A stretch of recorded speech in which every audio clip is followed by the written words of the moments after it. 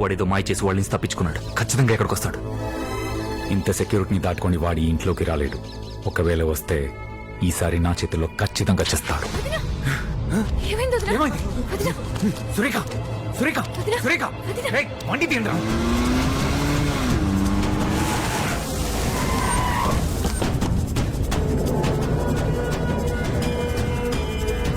Sister, మా వదినకి ఏమైంది? అది డాక్టర్ గారు వచ్చి చెప్తారు.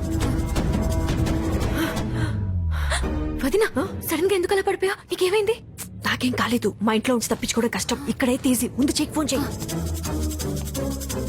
కనెక్ట్ అవ్వట్లేదు వదిన. అయ్యో, మీ అన్నయ్య వచ్చేస్తారు. మెసేజ్ చెయ్యి. ఓకే.